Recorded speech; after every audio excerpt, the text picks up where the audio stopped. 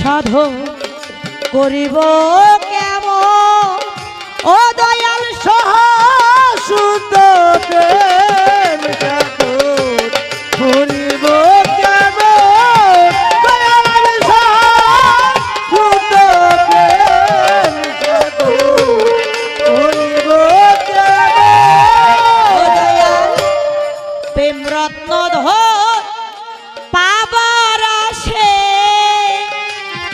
আমি ত্রিবিনীর ঘাট বাদলাম কোষে প্রেম রত্ন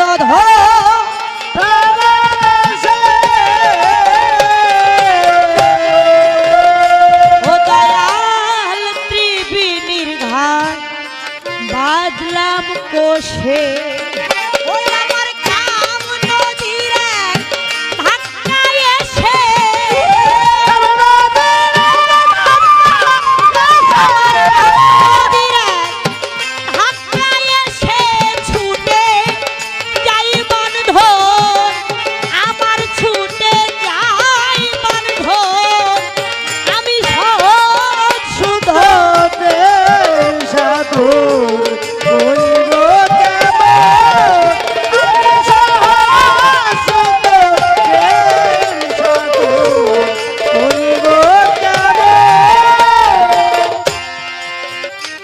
ও দয়াল বলবো কি সেই প্রেমের কথা কথা আমার কাম হইয়াছে প্রেমের লতা দয়াল বলবো কি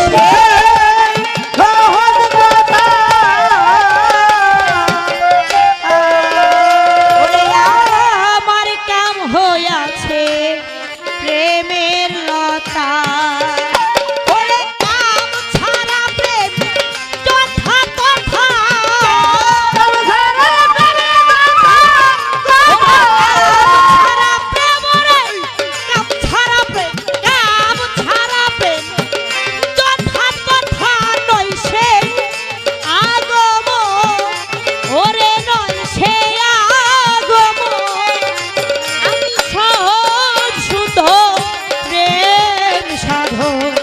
করিব কেমন সহসুত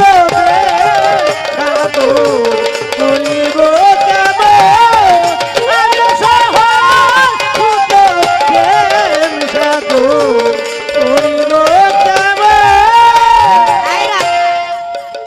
সহজ শুদ্ধ প্রেম সাধন দয়া আমি করিব কেমন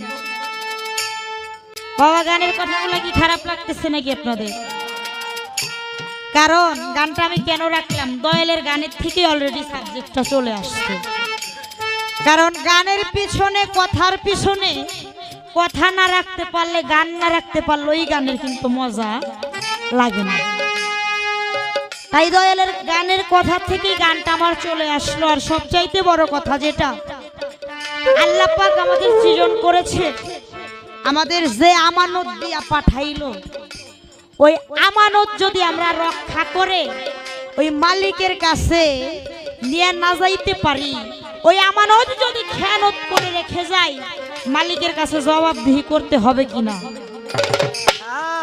হবে না বাবা অবশ্যই হবে তাই তো দয়াল যে আমানত দিয়ে আমাকে পাঠাইলো আমার আমানত যেন আমি পূর্ণাঙ্গ ভাবে রক্ষা করতে পারি আমার আমানতের যেন খেয়ানত না হয় আমার আমানতটা রক্ষা করার কায়দাটা দয়াল আপনি বলে দিবেন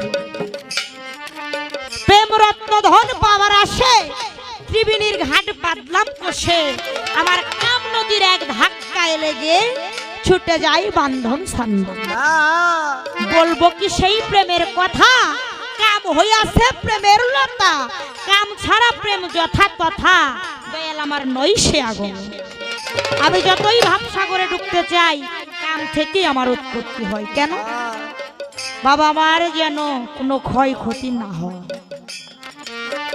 বাবা বর্তমান জামানায় অনেক জায়গায় আপনারা লক্ষ্য করলেই দেখতে পারবেন আমাদের এলাকাতেও আছে একটা ছেলে নতুন নতুন বিয়া করছে বিয়ার প্রায় 6 মাস খানিক হয়েছে আর কি কথা কি খারাপ লাগে নাকি বাবাজিরা? 6 মাস খানিক হইছে, 6 মাস পর ওই ছেলেটা ওরে দেখে আর ওই আগের মতো ওরে আর চিনা যায় না। মানে 6 মাস আগে যারা দেখছে 6 মাস পরে ওরে দেখলে ওইভাবে নিরিখ করে না তাকাইলে ওরে চিনতে পারবে না, কারণ ওর চেহারাটা খুব ভেঙে গেছে, চাপা টাপা লাইগা টাল হইয়া গেছে, চোখ বটতে পড়ে গেছে। রাস্তা দিয়ে হাঁটলে মনে হয় বাচ্চা একটা ছেলে ধাক্কা দিল পইরা যাইব। মানে শক্তি বলতে যদি কোনো বস্তু বাবা থাকে ওইটা ওর দেহে নাই।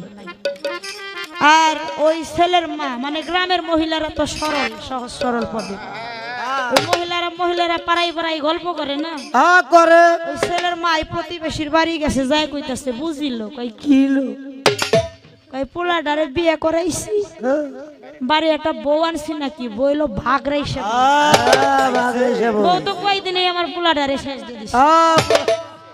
আসলে কি জায়গায় বউয়ের দোষ বাবা? না না না, এ জায়গায় ওই বউয়ের কোনো দোষ নাই, এ জায়গায় দীক্ষা শিক্ষার কিছু অভাব আছে।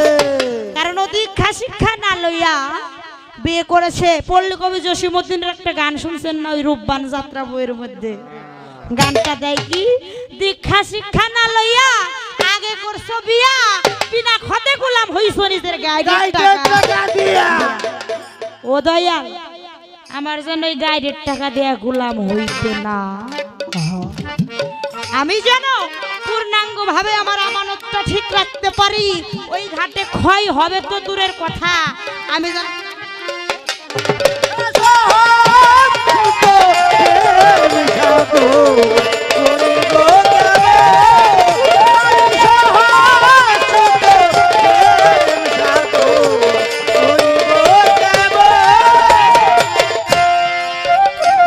ওরে পরম গুরু প্রেম প্রকৃতি প্রকৃতি আমার নিজ গুরু হ কামপতি দয়া পরম গুরু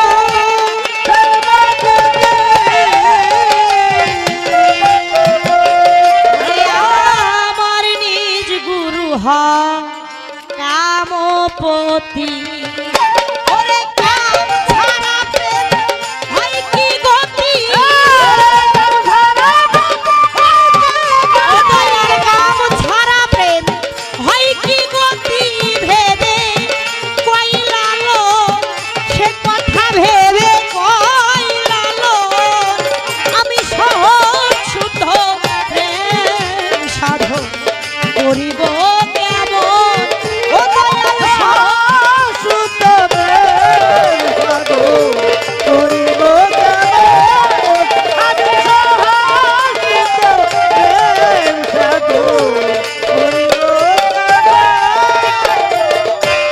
বাবাজিরা, আপনারা বিয়ে বাড়িতে যান না দাওয়াত খাইতে?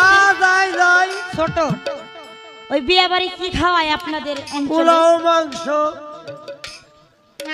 সাদা ভাত খাওয়ায় বিয়ে বাড়িতে। ভালো তো, পোলাও মাংস এটা সব অঞ্চলেই করে। এরপরে কি খাওয়ায়? দই করে।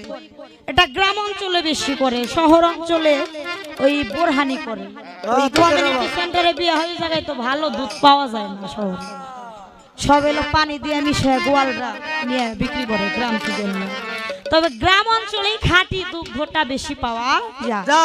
তো দুগ্ধ জালাম কইরা বাবুর্চি ভান্ডের ভিতরে জালাম করে আর একটা ভান্ডে রেখে সুন্দর করে দুধটারে জোড়াইয়া আর একটা ভান্ড দিয়ে ঢাইকে খেতা দিয়ে চাপ দিয়ে ঢাইকে রাখছে।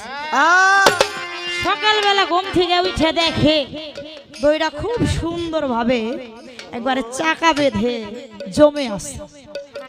তো বড় ভাই পাকা বাবুর্চি ভাইয়ের দেখে ছোট ভাই গেছে দই পাত্তা, ও বাজার থেকে দুধ আনছে, জালাম করছে, জোড়ায় আর একটা ভান্ডে রাখছে, নিয়ম মতোই খেতা দিয়ে ঢাকছে, ও সব কিছুই ঠিকঠাক মতো করছে।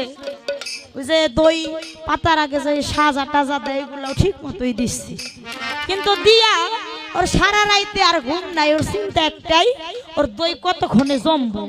ও ঘন্টা দুই বাইরে দিয়ে ঘুরা গাইরা এসে খেতা উঠলে করতে দই জমছে কিনা দেখে, দই তো জমে নাই। আবার বাইরে দিয়ে 1.5 ঘন্টা 2 ঘন্টা ঘুরে আসছে, আবার খেতা উদলা করছে, দেখে দই তো জমে না। এরকম করতে করতে বাবা ওর পুরা কপালে তো দই জমে নাই, ও খেতা উদলা করার ডিউটিটা ঠিক মতো করছে। ও দয়া, আমার যেন এরকম ভাব দশা না হয়, আমি যেন পূর্ণাঙ্গ ভাবে দইটা জমাইতে পারি, এমন ভাবেই জমবে, দই তো নষ্ট হবেই না, বরং ওই ভান্ড উপর করে দিলেও জানি দই না পড়ে, সেই কারণে